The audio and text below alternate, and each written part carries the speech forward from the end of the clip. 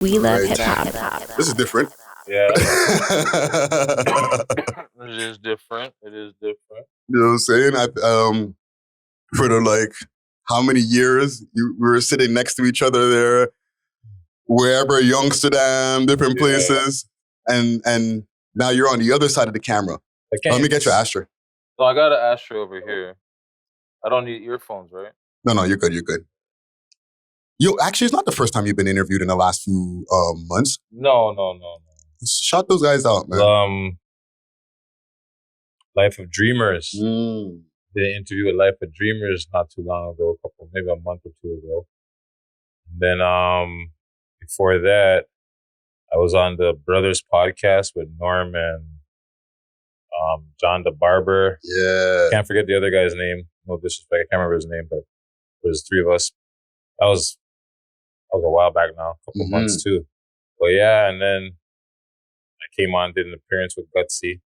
We love hip hop. Yeah. But yeah, the last interview I did was with Life of Dreamers. Yeah, man. Salute to those mans. Yo, one thing that a lot of people don't realize too, because you just mentioned you were just here the other day on co-hosting an episode. And people were like, I'm always reading the comments. Yo, PK Herc left the thing because of this and because of that and whatever different reasons they want to drop in the comments. But they don't realize that I don't think they actually see the clips. The thousands of views are on there, but then they'll still say that right after, fam. People want to make their own narrative. You know, people want to have their own reasons in their minds for why shit happens in life. Yeah. Including why I stepped away from the podcast. You know what I'm saying? And that was never, that was something that came about after a time of just a lot of negativity going around and, this negative energy around the podcast and shit we're being accused of. It's like, what? And then I had friends pass and then there's just a whole bunch of everything. So I just needed to step back. Yeah, man. That environment. But yeah, it's amazing because, people want to make up their own narrative, Like I see people in the streets, they big me up for the podcast. They stop me. Yo, keep doing what you're doing and big up the show and great tay, the original, Toronto banter. Yeah. In the street. It's all love. So I appreciate that. Even at Caravana, I got stopped. Like every 2 seconds at Caravana, I was getting stopped. Bang, bang, bang, bang, bang, and it's all love. Like I said, it's all appreciated. So I don't mind it. It took some getting used to. You know what I'm saying? Being the person that I was before and this habits that I have, dealing with people and interacting with people. I just, But it's a blessing and a curse, I guess. It's good. Yeah, man. We'll definitely get into the backstory a little bit. So the people who are watching on the YouTube, they're like, already, right? And then for the people who are in the listening audience, they already know too because they've heard your voice for a multitude of years. You know what I'm saying? Yeah. So I wanna say that I have the pleasure of actually doing this with you because, besides doing the podcast and us being friends from time, to be able to have a conversation with you here and give the people something where they get to know you better, I feel that's a big deal to me, fam, and the network. I think, it's a good idea. Maybe it's a little bit overdue, but I don't know. It is what it is. Timing is everything, right? Definitely. It's actually a year's been passed since my friend untimely passing. R.I.P. 1 year anniversary was just a couple of days ago.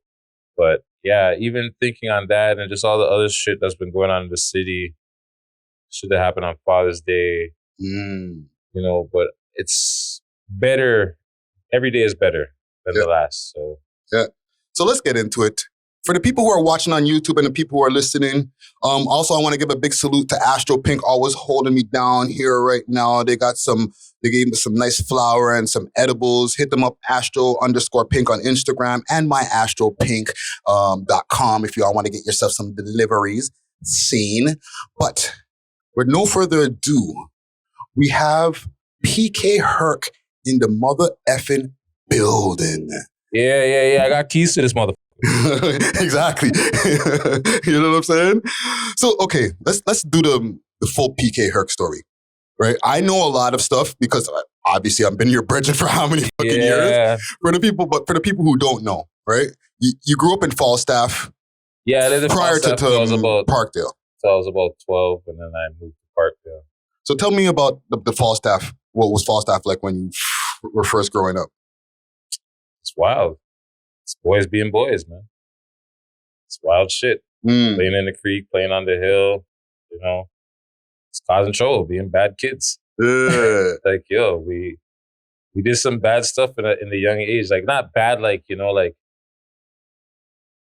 we never hurt anybody. Yeah. You know, most of our stuff we did was like, we stole. We were young kids. We stole G.I. Joes and shit. Like, we made plans to steal G.I. Joes and shit. Like, what do you mean you made weird. Plans? Like, we strategically planned our missions on how we're getting these G.I. Joes and bases. I had accomplices. I won't mention no names, but everybody knows who I'm talking about. You know what I'm saying? G.I. Joe Gate. Yeah, if you know, you know, but you know. But yeah. Then I moved to Parkdale, and then, yeah. And you grew up with your mom Dukes and your bro and your sis? I don't have a sister. Okay. I have sisters. Yes. But on my father's side. Okay. I don't have no, like, my mom don't have no girls. My mom, she says she can only make boys. Ah. That's on her. So anyways. It was you, first it was just me and my mom, and then my younger brother came when I was about going on 11, 12. Yeah, because he's about 11 years younger than me, my brother. Okay. Yeah. And you know, just to get a little bit more personal, like what was Pop Dukes in the picture when you're growing up? Yo, like, honestly, me and my pop's relationship was strained. Not strained, but like, and just until recent, I reconnected with my pops, you know, like, so big gap of years in that minute where I didn't have any contact with my father. But whatever, it is what it is. It's life. I forgive him. We're past that now. I'm saying we have a great relationship now. I pick up the phone, I call him right now. If they don't answer, he'll call back. So we're in a way better place. And I'm happy for that. So like growing up, like, was it like a struggle? Like, cause you're the man in the house. Well, no, my brother's father was there. You know, he held us down, you know. My brother's pops, he's a good dude. He held us down, you know what I mean? But most, like, as far as my father, no, my father wasn't around. Yeah. Like, it was my grandfather for a time. You know what I'm saying? My father, like, was in my life till I was about 6. Okay. You know, and then whatever his politics and street antics led to, he had to leave Toronto for some reason. I'll never know. And it's none of my business. But then, so yeah, 2019, I would say we reconnected. Well, actually, no, sorry. 2010, we reconnected when me and my girl, we went on a trip to Jamaica. Yeah. It's an emotional story. I'll skip past that. But yeah, but now, as far as 2022, we're great. We're lovely. You know what I'm saying? I pick up the phone, like I said earlier, I'll call my dad. If he doesn't answer, he'll call back, vice versa. So we're on good terms, and I'm happy about that. Yeah. And he'll shout out my brother because he just turned 50. That's on my dad's side. One of my older brothers. Okay. Jugu. He just turned 50. So, like, do you guys connect? Like, now that you're older, do you connect with some of the other siblings on your dad's side? Yeah. So the long story, the long but short story is went to Yard. Me and my girl went to Yard. My mom had some pictures and a couple of names, and I just looked in the phone book, to be honest, and the only name listed there was my people's when it came down to it. So I called. First day, nothing. So then, like, went on with my trip, you know what I'm saying? Thinking, I tried, you know what I'm saying? Yeah. Then some said, you know what? Ring it one more time. So I ring one more time, and then one of my older sisters picked up the phone, started conversing. I told her who I was and why I was calling. She's like, yo, okay, call back. She had to go make her verifications and calls, you know what I'm saying? And then once I called back and she made her verifications known that she was satisfied with information she received, then it was a go. Then my sister, my brother, and my 2 sisters that were in Jamaica, that live in Jamaica, took the time to come see me and my girlfriend. We spent the day, went on an excursion and stuff like that. Yeah. So it was good. And then came back, then, fast forward, linked up. My oldest sister was in Bahamas. So yeah, I got like, fuck. My dad's a breeder. So he's got like, including me, there's 9 of us. Holy. Yeah, like if I'm not mistaken, like, hold on. Yeah, so like total, there's probably like 8 or 9 of us. That's crazy. And there's still like, I'm still missing a brother. You know what I'm saying? His name is Nathan. So, hey, if you're watching. Listen, I can relate, man. Yeah. So, yeah, it's crazy. So yeah, me and my pops, we connected again. So that's all good. Yeah. And then, so yeah, fast forward 2019, we had like a semi-family reunion. Okay. Except for my one sister, she couldn't fly because of medical conditions. Mm-hmm. But other than that, like it was a great, awesome weekend. And then I came back and it was just like, you know, when they say you get that high before the fucking downward spiral. Yeah. Well, yeah, like the day we came back, like I was on a high, like, yeah, shit, sick trip, you know, awesome. Endorphins pumping. Yeah. And then like literally within hours, one of my closest friends was gone. Toronto. R.I.P. J-Live. R.I.P. J-Live. Even just thinking about it makes me teary-eyed a bit. Yeah, man. Don't worry, I won't drop no tears. I dropped enough tears in the last 2 years, at least 3. You know what I'm saying? But yeah, so no more crying. You know? Yeah. No, R.I.P. J-Live. And even going back, right? Because J-Live was definitely a Parkdale legend, right? But yeah. With you being a Parkdale legend, right? You weren't always in Parkdale. You moved from Parkdale, from Falstaff to Parkdale. Yeah. First, what prompted the move? And then second, what was it like when you first got there? Yo, the move was some like crazy shit. So, mind you, it's early 90s. You know what I mean? Like, Falstaff, beautiful place. Still a beautiful place. But you know when the crack epidemic hit? Yes. It's like a flick of a light switch. Like early 90s. Like basically like 87, 88, 89, 90. You know what I'm saying? Like when crack hit Falstaff, it was literally like a flick of a switch. Okay, explain that. Just the way how everything switched. Like before, everybody was outside. We had a spot in Parkdale. We had a spot in Falstaff we called the Family Tree. Okay. It was in between 20 and 30. Everybody would sit there all day. Parents out there all day. Kids running wild, splash pad, doing everything. Just living life as young children should, you know? And then crack hit. Boom. Kids are outside, but now there's no parents really outside. There's like older men are standing up, gathered in groups, and there's people, like the service industry of the street servers.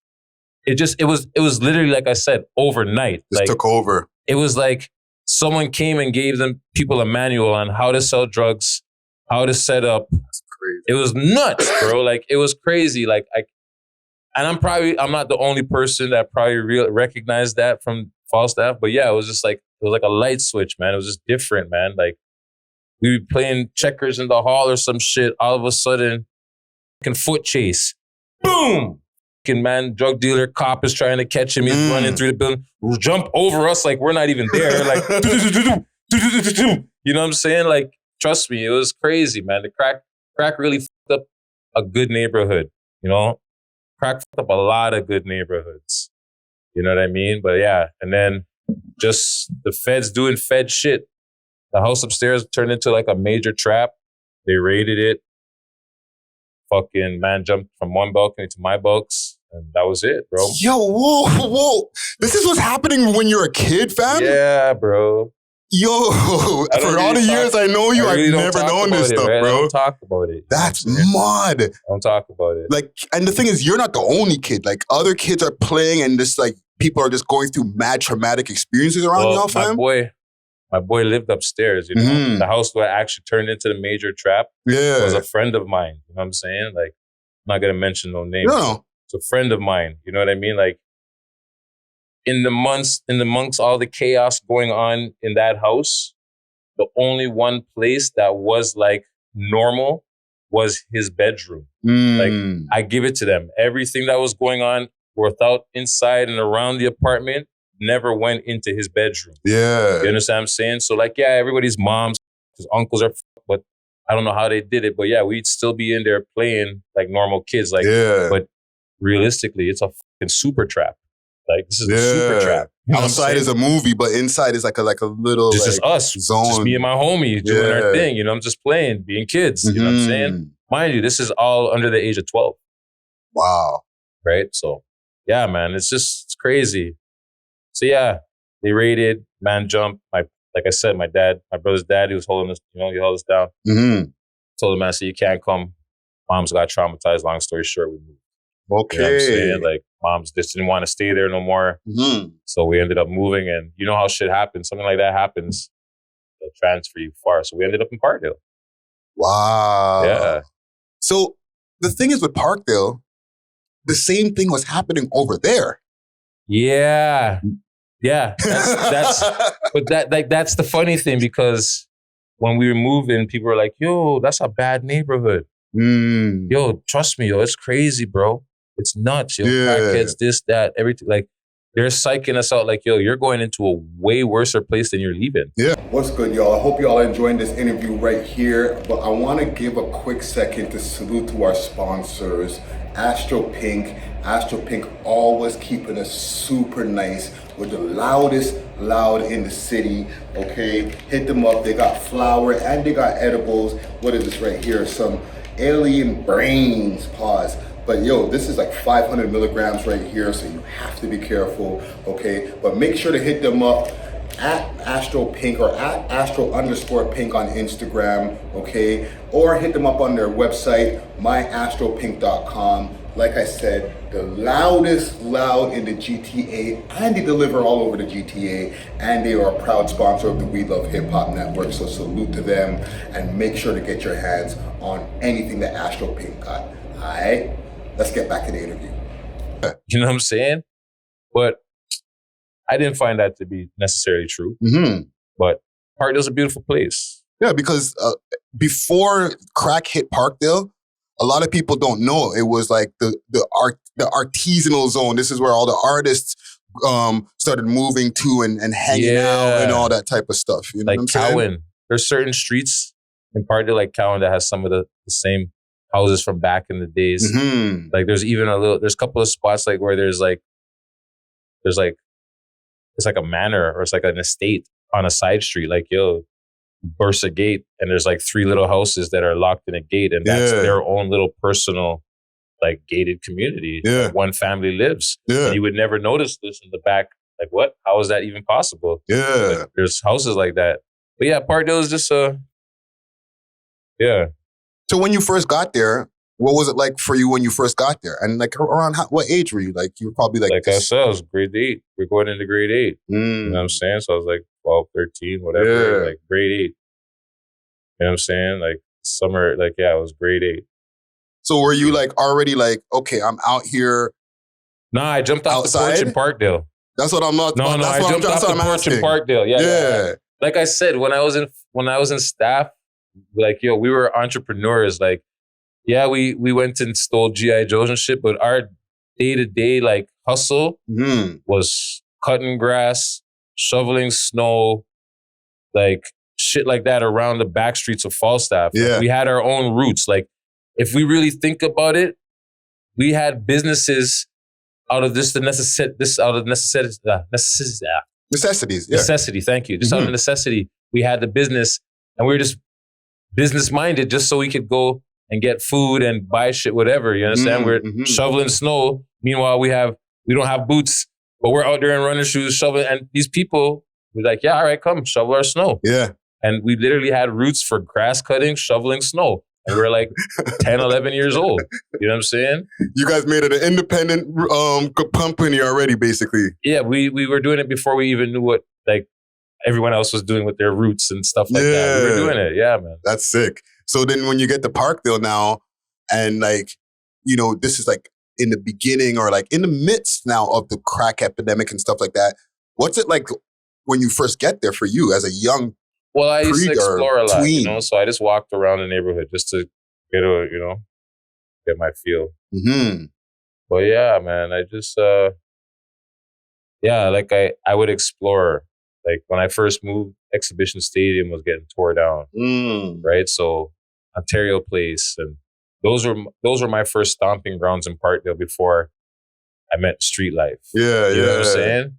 I would go to Ontario Place, spend enough time in Ontario Place, Nintendo, Legoland, you know, just all of these, you know, just a different attraction. Like I said, Exhibition Place was tore down, so I'd be in there running around looking for shit, just running in places, just being exploring, you know, just that's what I was up to. Yeah. And then,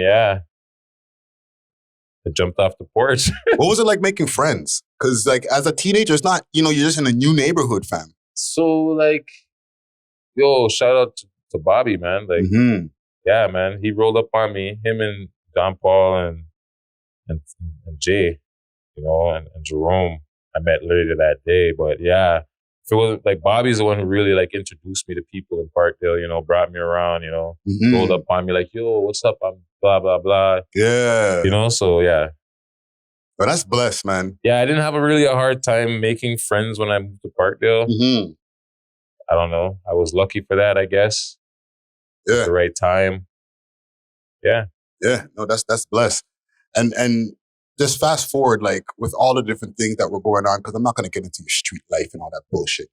But there was one point in time, because we've known each other forever. We met on the block too. Yeah. You know what I'm saying? Yeah. Walking around. Yeah. And so I you had your naughty. Yeah. And I got introduced to the neighborhood like pretty much the same way, the way that mans were just like very welcoming. You know what I mean? I was down with with some people in the neighborhood. Salute to Keisha and all of them. You know what I'm saying? Oh yes, big up Keisha and Slim them and Slim, and Jill. Yeah. So they were like, "Yo, me being in that household, people in the neighborhood felt comfortable. Like, okay, you're cool with them, all right." You know what I'm saying? Yeah. They won't run you out the neighborhood, or you won't run you off the block. OJ. Yeah. OJ. Yes. So fast forward a bit. 2008, you went away for a second. Yeah, I did a little bit. You know, I rubbed a little too. You know what was that like, fam? Because 2 years is not, even though for people who've gone away, we know there's people who've done way more. But 2 years is not a short run, fam. It was, you know, thank the Lord. Like they wanted worse, they wanted more, but due to dead time and shit like that, I got time served, but not time served, but I got a sentence that I wanted. You know what I'm saying? That I was hoping for. Yeah. With dead time, and you know, so it's because I sat for like a year dead time, rubbed like a year dead time. Hey, 3 for 1, bro. Hey. No, but fam, like you're locked out from the outside. You were just on road. You're doing your thing. Yeah. You know what I'm saying? But you know what? Every good thing comes to an end, right? Like, yo, you're doing fucking dirt. It's bound to catch up with you. You know what I'm saying? Like, yeah, I was doing dirt. I was doing, you know, I ended up initially getting charged for possession for the purpose. Right. And convicted. Possession for the purpose. Yeah. That was my shit. But yo, yeah, so I did a 2-year bid. No, but fam, you're making it like, I know me. For my one, or for what I was sentenced, because I was sentenced to 3 years and 9 months. Yeah. When the judge hit me with a number, I was like, oh. Yeah. Well, obviously, when you get the initial time, it's like, dog, like, yo, for real? Like, I can't go home? Like, yes. No, obviously, that's the crux of the matter, you know? Like, yeah, I want to know what that was like when the judge first told you 2 years. Not even, for that. Or whatever the amount of months they paid. For that, it wasn't, I'll tell you, the very first time I got sentenced, like the very, very, very, very first time I got charged and I got sentenced for that, like the drug charge, like whatever, it was the worst decision I've ever made in my life in terms of sentencing. Okay. You understand what I'm saying? Like, yo, me like a dummy, but this is my first adult charge. You have to remind yourself, my first adult charge. I just turned 19. Right. You know what I'm saying? 18 or whatever it is, they send you to adult jail. I think it's 18, right? Yeah. So yeah, I just turned 18 and they're like, yeah, they wanted to give me 9 months. I'm like, oh man, I don't want to do 9 months. So then my lawyer at the time came up with this ingenious plan. Yeah, we can give him a house arrest, curfew, you know, probation. So when it was all said and done, I ended up getting a 5-year sentence on paper. What the fuck? Yeah. If I would have known better, no one told me, yo, you do 9 months, you rub 2/3. And not to interrupt you, did you have your own lawyer or did you have legal aid? Like at that time, it was a legal aid appointed lawyer. Okay, you understand what I'm saying? Yeah, legal aid appointed lawyer. But nonetheless, like I didn't know that. I thought 9 months was 9 months. Like I gotta rub 9 months. I just turned 18. I don't want to go to the Don jail. Yeah. All I hear is war stories and horror stories about the Don jail. Yeah. You understand what I'm saying? I was boomy. I'm not gonna lie. I was shook. Yeah. You understand what I'm saying? So then I'm like, so when they came back, when my lawyer came back with this fucking curfew, probation, house arrest, I was like, yeah, jump on that. Yeah, man. Not realizing that I should have just took the 9 months. Because for the next 5 years, I seen the Don jail more times than I would have seen in the 6 months. Like For breaches. Breaches became my number one fucking thing, bro. Breach. And breaches ain't no good. Breach is the last thing you want on your record. Yeah, it makes it worse. Like, bro, they don't want to let you go when you have breaches. You don't listen. Yeah, he can't follow the rules. Why are we giving him freedom? He's going to be back next week. Yeah. So that's where, I was like, fuck, bro. Yeah, beer breaches, yo. That's like, yeah. So the 2 years, when I got it was like, fuck, all right, like, fuck. I'm not going to make that same mistake again. Yeah. And be like, no, just give me fucking conditional, this, that, rate. Nah. This time when I came out, thank God, knock on wood, I was a free man, no charges, no warrants, no holds, no nothing. Yeah, no parole, you know none of that bullshit. Nothing. Yeah. I came out clean, 100%. And I'm glad for that. You understand what I'm saying? Like that was probably one of my hardest but best decisions that I made and that's why even on the podcast before, I would tell people like, yo, I know it sounds crazy, just finish your sentence, bro. I know you want to get out now because there's shit going on outside, but yo, honestly, the bullshit that can catch you up later, like it's gonna make you stay longer. Anything. Like for you, because you have a federal rope squad. So they think if, God forbid, you're a lifer and you get out, you do, and then they say, okay, now they think you do something, they can rope you, send you back for the rest of your sentence. 20 years later. Right? Yeah. Like, yeah, you could have been home for how many years and gotten a little fist fight, and then boom, now that's it. No, I seen it. Right? Like, man, get roped and they're back in. Yeah, they're senior citizens now. Right? And like, yeah, so that was like, so. Yeah. Thank God, but you know what I mean? So even with that, like, because you're in Gladiator School, the Don Jail, right? Which is now, for the people who don't live in Toronto, now torn down, okay? Yeah. That was one of the worst jails in Toronto. Yeah. In that time, right? What are some of the craziest things you've seen while you were in there? It wasn't really, like, yo, that's the funny thing. Like, yo, like, believe it or not, nothing crazy. Like, people just want to, like, most of the ranges I've been on, people just want to rub their time. You know what I mean? It's not like, enough of the ranges, they're like, people are like, it's like a court thing, like, someday you're there, you catch a bail. Boom. You're there for like 2 days because you have to wait. They have to put you over. Yeah. Like, for example, Gladue Court. If you say you want to go to Gladue Court, you got to wait for a certain day. So if you get bite on a Monday, it might be not till a Thursday or a Friday that court is in session. So now you have to be housed until you go see that court. So you go end up Don jail, South now, whatever. Yeah. You understand what I'm saying? But yeah. Man, crazy. So what's one thing that you learned from that? Oh, honestly, you got some. No, see, something crazy. I've seen someone catch a defaz with a wet shoe. Like, that's the most crazy. Like, and it wasn't even like, that's crazy. That's like a normal occurrence. That's a regular. But like code blues, stuff like that. Yeah. But as far as someone getting like shanked up or anything like that, I never witnessed any of that. Yeah. And I give thanks for that. You know what I'm saying? Yeah. But yeah, like, nah, bro. Like, nah. Shit, I wish I was so lucky. Yeah, like, I've seen fights, code blues, shit like that. But nothing where it's like, yo, like, fuck this guy up. To quote Maybach music, no Maybach music, YG, no Maybach music. You understand what I'm saying? Yeah. wasn't like, yo. Right? Like, I'm not going to be able to sleep tonight. No one's jumping on heads. Like, I haven't seen that. I've heard. These are horror stories I've heard, but I've never witnessed. Yeah. You know what Straight I'm saying? up. So, like, maybe a man fist fighting, but even then. That's soft. Yeah. It's nothing to be like, oh, yo, fuck. Yeah. What's one thing that you feel that you learned from that experience?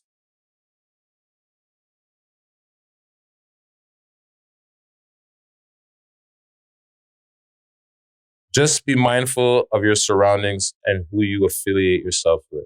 Because you never know who's going to use what they learn to use it against you. You know, everybody's not in there to benefit. You know, obviously it's a house full of criminals. Yeah. So you should know the company you keep, right? So it's just learning and just observing and seeing the politics that go on and how to avoid them is probably the best thing I learned. Yeah.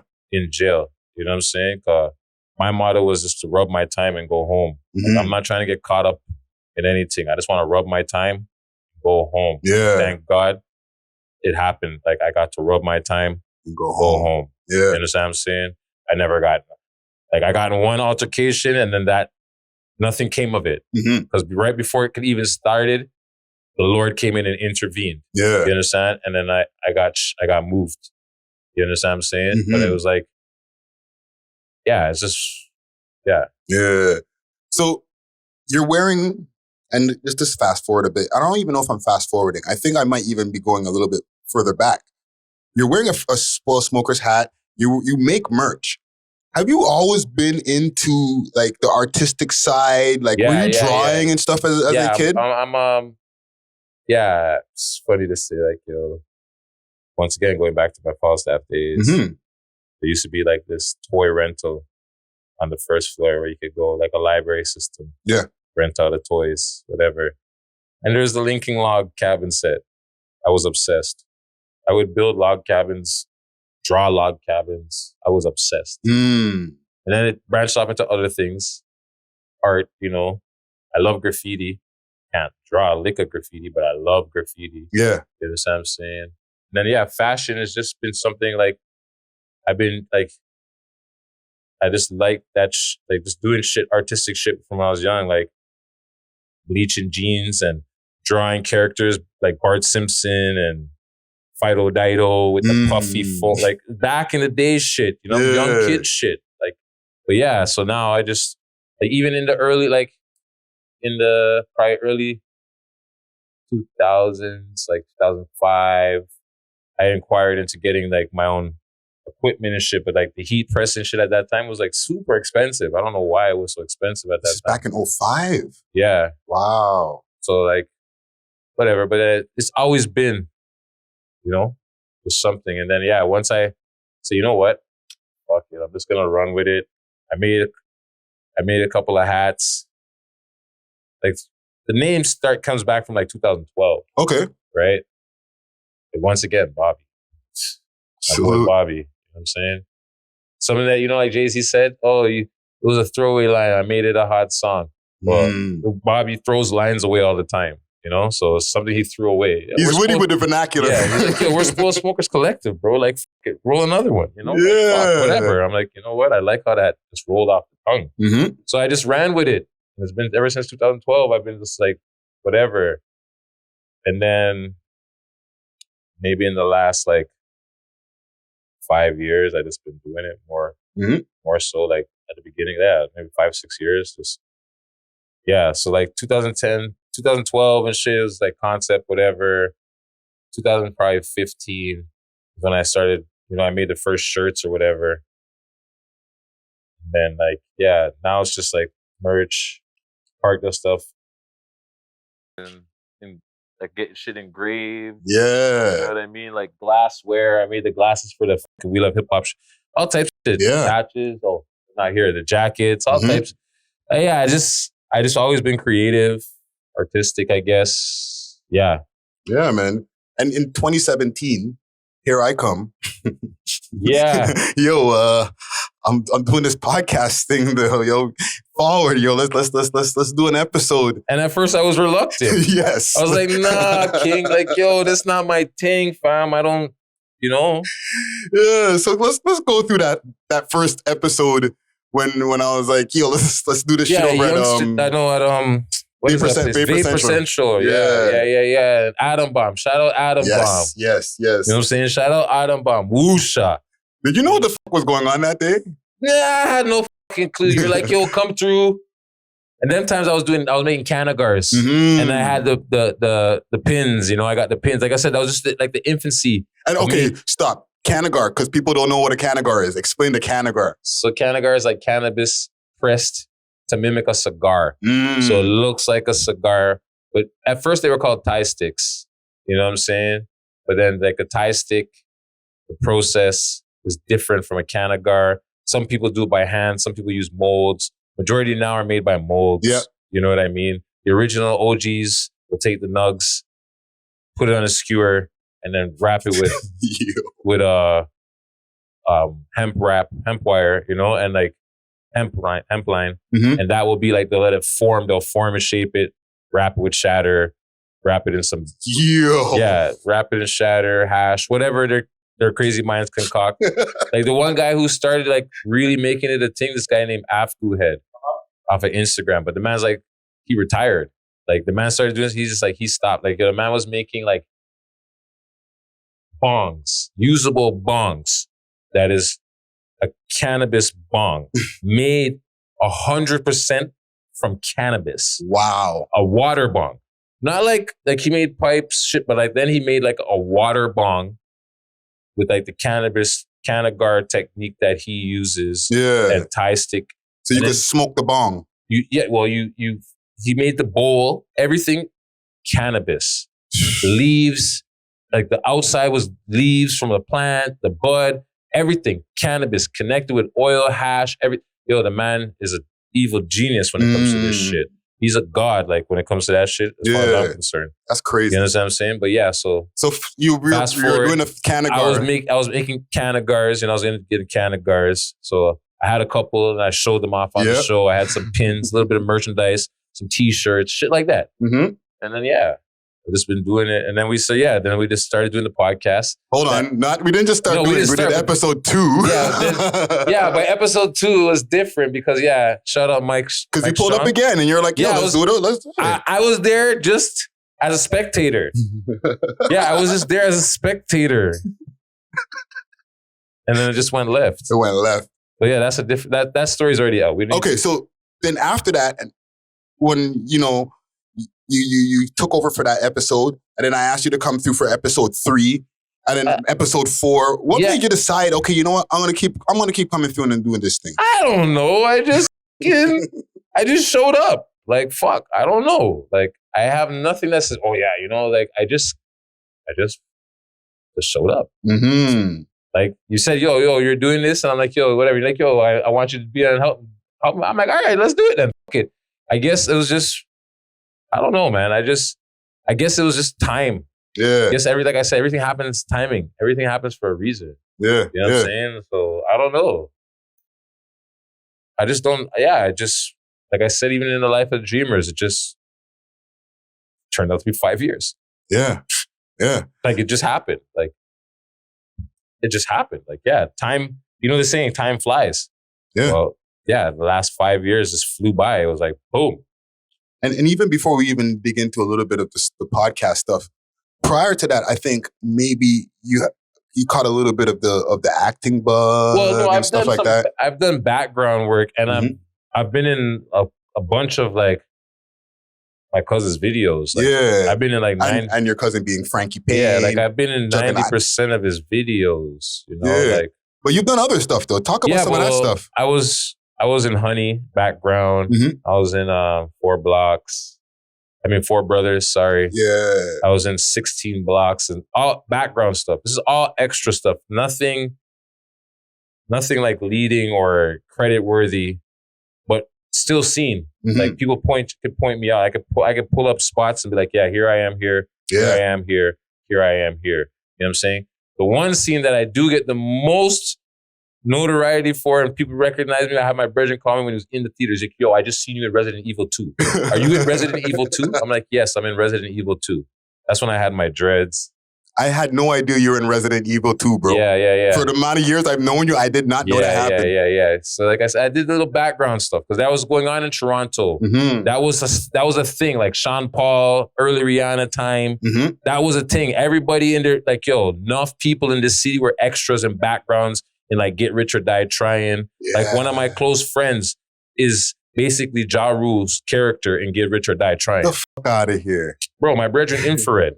You understand what I'm saying? What? Him? For real, eh? Yeah, bro. That's like crazy. Bro, like Gap commercial, beatboxing, that's another whole story. But anyways, nonetheless, yeah, like a lot of Toronto people, Sean Paul videos, all type of shit. Yeah. I'm pretty sure the Don Mount video was like Sean Paul had a video filmed in Don Mount where the man banged the furnace. I'm pretty sure that's Don Mount. Yeah. You understand what I'm saying? Like Don Mount basement party. I could be mistaken. Mm-hmm. The comment gang will let us know. But yeah. So with the podcast now, right? What was some of your favorite moments while doing the pod? There's so many episodes, bro. There's a lot. Like, but probably my favorite all-time episode would have to be Onyx, Sticky Fingers, and Fredro's Star. Wow, yeah. Because just for the simple fact that 14-year-old new to Parkdale, that was my soundtrack. Mm-hmm. Onyx, Throw Your Guns in the Air. You know what I'm saying? Yeah. That was my soundtrack for that summer. Like, I was fucking, Sticky Fingers, buck, like it just, I was all about the Onyx lifestyle. Yeah. You understand what I'm saying? But yeah. So that was like a jewel in my feathered cap, I would say. That was a high point, very high point. Mm-hmm. I had a lot of good times. Like, I can't just pinpoint, like one. Other than that, Onyx, there's other ones. Yeah.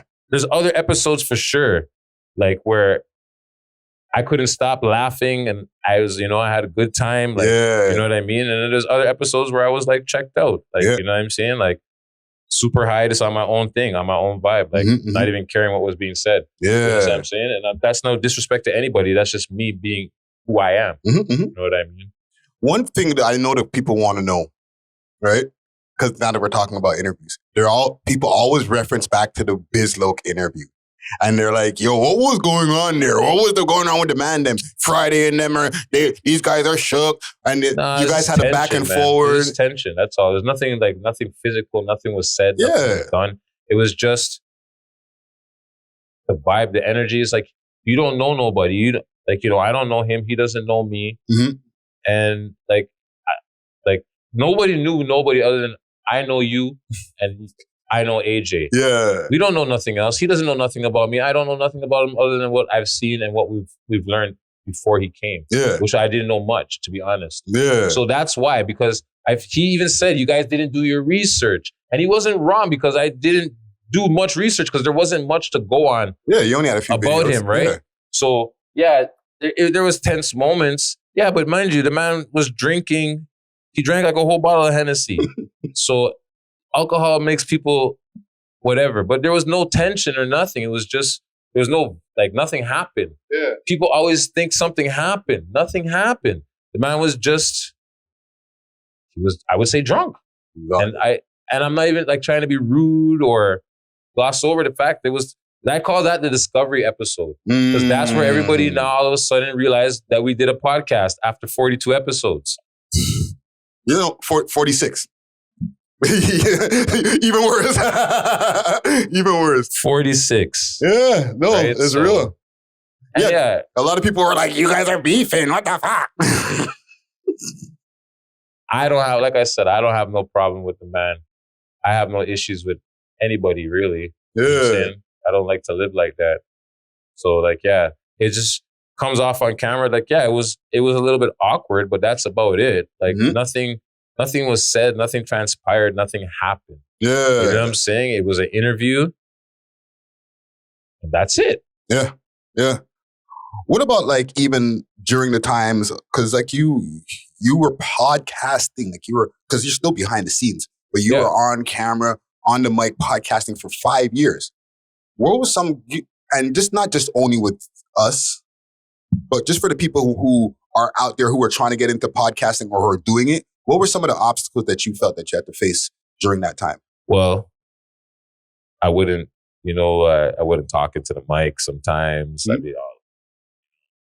not paying attention, cutting people off, talking long, just going too long over on a topic, but I guess that's me just want to get my opinion off. But there's just little nuances that I had to pick up. Mm-hmm. It's like anything. You start, you learn, you figure it out, you realize, okay, I'm better at this than I am at that. And then just work with what I know that I can do. Yeah. Yeah. Yeah.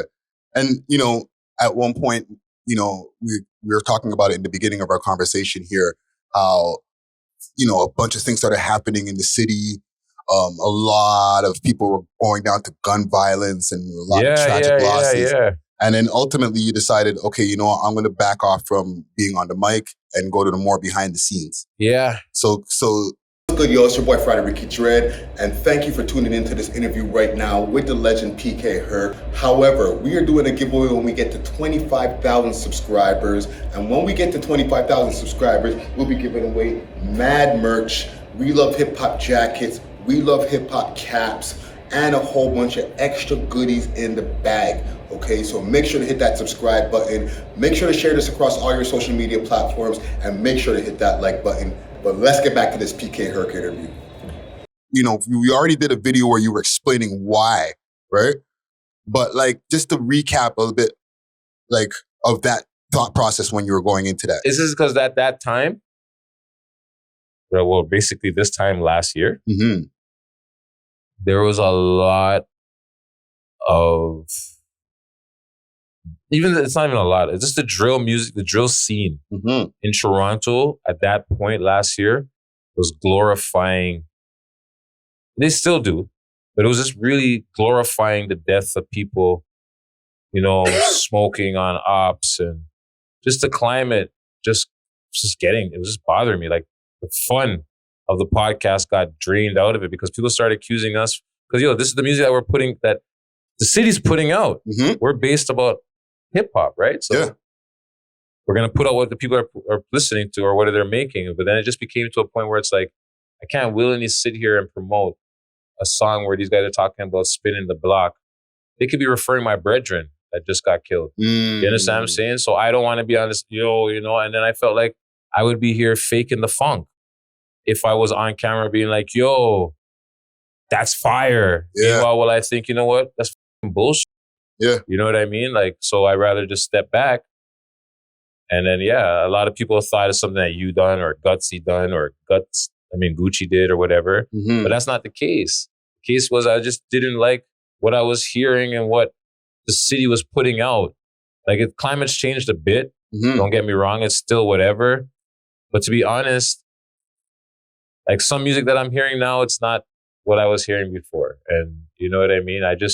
Honestly, the last year, I think not really being so in tune with the music like that, it was good for me. You know what I mean? I listened to shit, but yeah. It's helped your mental health. Yeah, because it was just a lot of negative energy. It's a lot of negative energy, You know what I mean? Mm-hmm. Now, and even before, it's not when I say negative energy, no one's being negative towards me. It's comments. I guess it was negative comments.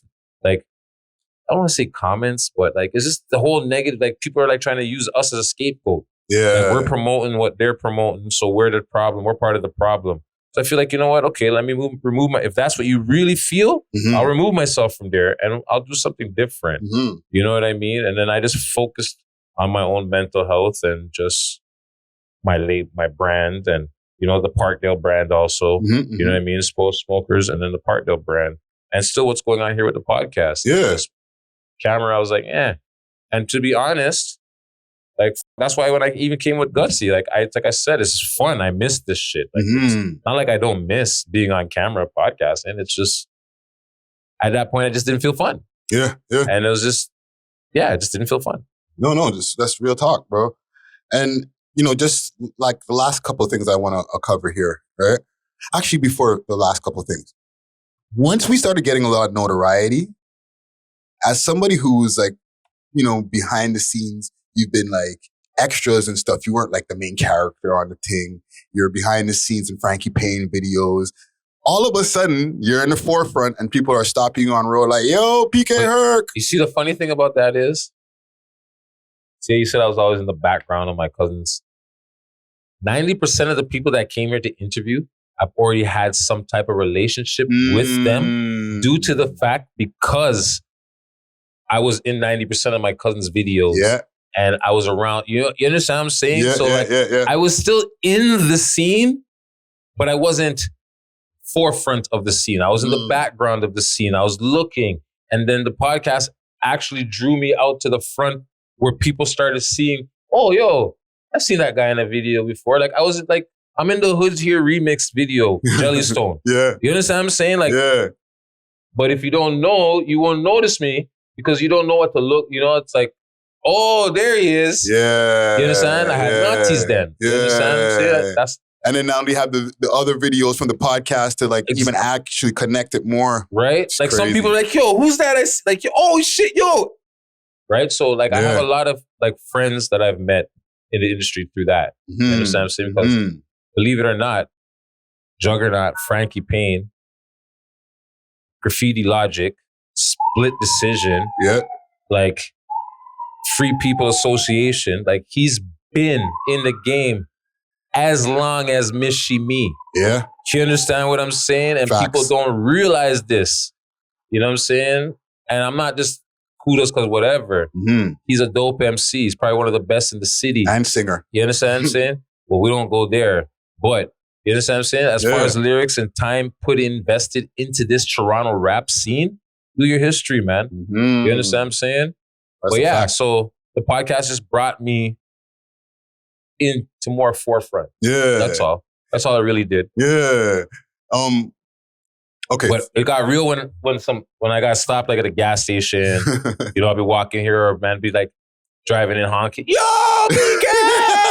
What the Big up yourself. And you know the funny thing is, the only thing I ask in return to all these people when they big me up and they say, all I say is, yo, tell your friends to watch the podcast and please follow. That's all I ask for in return. Just tell your friends to watch the podcast and please follow the podcast. That's all I ask. I don't want nothing much more, nothing less. You know, this. I don't even ask them to follow me. I say, yeah, follow the podcast. Yeah. Please tell your friends, watch the podcast. Yeah. Anyone who stopped me and big me up because of the podcast, that's usually what I say to them. Is, yo, please tell your friends and family to watch the podcast. That's all. Yeah. That's all I ask. There's one time that I had, let's call it a dicey, without being physical, but a dicey interaction. The person who was talking to me wasn't happy with some of the content that was going out. Yeah. Have you ever had one of those types of incidents? See, I haven't had no one come up to me and be like, yo, the fuck you? No, never. Like I said, everybody's been like relatively good. I had like one incident where it wasn't even much of nothing. It was nothing really. Yeah. But like out of all interactions, maybe one. Where it was like, all right, fuck, okay. But other than that, yeah, like it's been like kudos. It's been good. Like the other day, I was standing in front of my friend's dispensary on my e-bike, blocking the sidewalk. You know, this guy started walking by. This average-looking white dude walked by. I thought the man was gonna say something about me blocking the sidewalk and smoking my spliff and being a nuisance. I was like, hey, man. I watched the podcast, yo. Keep it up, man. Yo, you guys are good. You know, you're a personality unto yourself. I'm like, oh shit, thank you. And that's not what and even the guy who was standing beside me who owns the dispensary, he's like, bro, I didn't think that was gonna happen. I thought the guy was gonna talk shit because we're blocking the sidewalk. I'm like, yo, that's what I thought. You understand what I'm saying? But yeah, it's been nothing but positivity, man. And I love it. I like, you know, like it's all positivity. Yeah. Where I go, it's positive, bro. Yo, you're that guy. And my friends make fun of me. Because they know it makes me feel awkward.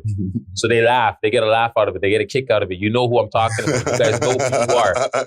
You guys know. They're watching us laughing right now. Yeah. They get a kick out of it when they see me get awkward and feel like, you know? Yeah. Only one time I had to turn down somebody because I was at a family event and I was like, bro, like, come on, I'm at a family event. Other than that, kudos. You want to take a picture, whatever, I'm down. You know what I'm saying? But yeah. I remember the first time, not to interrupt you, the first time we were at an event and some guys wanted to take a picture with us, and you were like, huh? What do you mean? I was like, let's just do it quick, man. I was like, picture with me? Sure, all right, cool. Thank you. Like, I wasn't, and then like, so that was weird. Like, people that want to take pictures with me and shit like that was weird. You know what I mean? Like, and like, people appreciate what we do, like what's get done, the podcast. Like, people like it. You know, I do hear some criticism, but nothing where it's too, you know, where it's like, oh, fuck. Well, yeah, there is criticism. Yeah. With anything, criticism comes. Just last couple of things I want to touch on right now. Yeah, Parkdale. Like an hour and a half, no? No, we're almost at an hour. Oh, sick. Parkdale. A place that's close to your heart. We've talked about your history of getting into Parkdale, but like Parkdale's a community area. Can you talk a bit about like just the way that Parkdale is and why it's so important to you? It's different now, man. It's different. Like what it once was. It's sweet now. Like, yo, not to throw shade, but shit that happens now wouldn't happen 20 years ago in Parkdale. Okay. You understand what I'm saying? Like, and I'm just saying with this is the fact that the night in Parkdale is different. Like, before it used to be like, fuck, after a certain time of night, you don't want to walk on certain streets because the crackheads rule the roost. You understand what I'm saying? Now, you'd be hard pressed to see a crackhead in Parkdale. But now what you see in Parkdale is gentrification, left, right, and center. You understand what I'm saying? Beer condos going up. You know, property value got run down enough. They build up the condos now, they're coming. Like, for example, King and Dufferin. Used to be Burger King, everything. Now 2 twin towers is coming up like it's fucking Nino Brown's coming in. Like, yo. You know what I'm saying? 2 twin towers. No, sorry, I should say like the Wire, the towers, you know what I'm saying? Like, and the brand new condos, like, XO, the girl with the big kiss. Like, you're doing us a favor, spit. Like, wow. You know what I mean? Yeah, like those big banners that they have like when the you're on the girls thing. kissing and said, like, bitch, you ain't doing nothing good to us. You're running the property. You know, you're gonna raise the rent on people. People are gonna like, it's weird now. Parkdale is different. Don't worry, it still gets down. There's still grimy shit going on in Parkdale. Don't get it twisted. But it's sweeter now. I won't lie, it's sweeter. There's like even when it was in its time before the gentrification, there's always been like a community feeling, like people get together. There, bro. The community is there. The slogan is we are a community. It's a village, you know, it's a village. It takes community to run a village. Yeah. You know what I'm saying? So like I can go, like I said, anywhere I go in Parkdale, I know somebody. Top, bottom, left, right, smack in the middle. You know somebody. We know somebody. Been there. I've been there a long time. Yeah. You know what I mean? Like,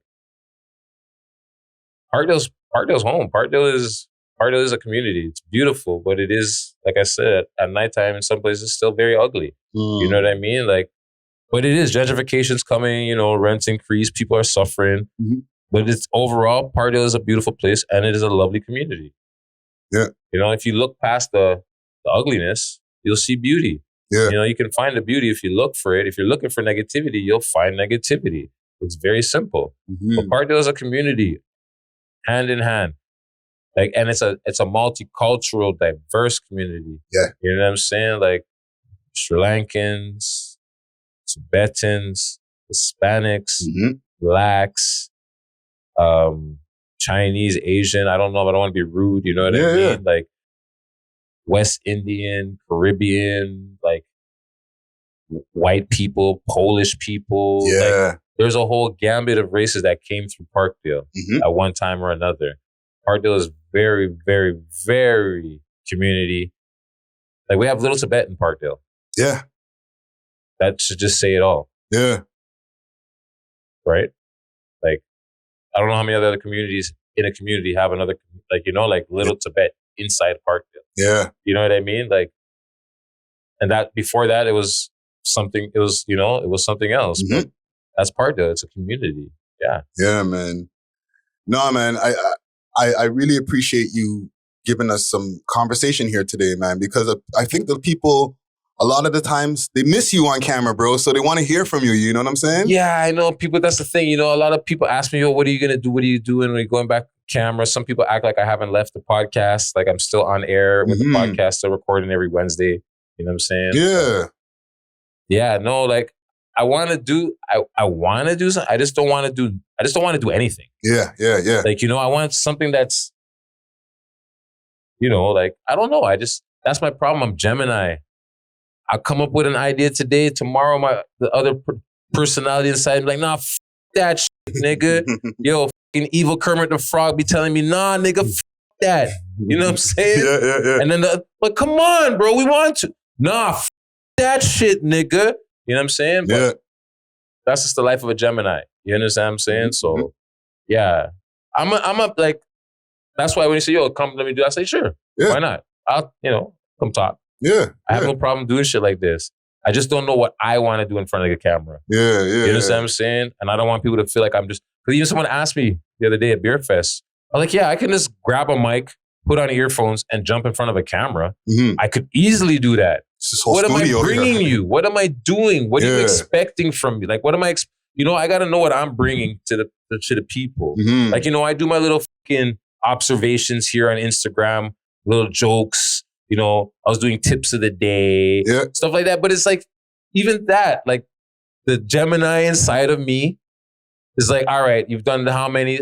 It's not picking up the way you want it to pick up. Move on to the next thing. Yeah. Or go back to it. But you know what? It's 6 months too late. You went back to it 6 months too late. You know what I mean? So that's the problem with me, like as a person and as a Gemini. You know what I mean? With my personality and doing shit. Like, so I'll go heavy posting about my clothing or whatever, and then I won't post I'll just go repost Instagram crazy and just start reposting memes and shit like that. Yeah. I just go, like today I had to erase a whole bunch of shit. 'Cause I'm like, yo, bro, when I'm looking at my thing, I'm like, holy fuck. You're on a vibe that time. What am I doing? Like, let me get back check back in, let me do what I got to do. Yeah. So yeah. It's just always internal as a Gemini. Well, let's do this for the people who are watching this in the comment gang, right? What do you all want to see from PK Herc? Yeah, let us know in the comments. Send some suggestions, you know what I mean? I was doing mama jokes, doing tips of the day, just my observations and whatever. I don't know, like just straight raw in front of the camera, 1-2 take. I post the best one. And then, yeah. And I'll make an on-camera proposition, I'll say. I want to make this a part 1. And now that we got your life story, when we do a part 2 or maybe a part 3, we'll talk about different things that are going on and get your opinion on it. Yeah, we could figure it out. We definitely, because 2023, just look out, man. You know what I'm saying? You know how Vlad and Boosie can just chop it up for like an hour and change, and then there's like, yo, okay, this is maybe what I think about that. Next time the roles will reverse. I'll sit there, you sit here. Oh. You understand what I'm saying? We'll reverse the roles. Yeah, man. And you sit in this chair, I'll sit in that chair. And we'll give the people that perspective. Yeah, you understand what I'm saying? Well, listen, man, thank you for having this conversation with me. PK Herc in the Mother FM building. You know what I'm saying? Guy. Hit the like, hit the subscribe, all that good YouTube stuff. Make sure to share this across all your socials. And big thanks to Astro Pink once again. Hit them up on their Instagram, Astro_Pink, and hit them up on their website, myastropink.com. It's your boy Friday Ricky Dred, and I'm off of this. We love hip hop.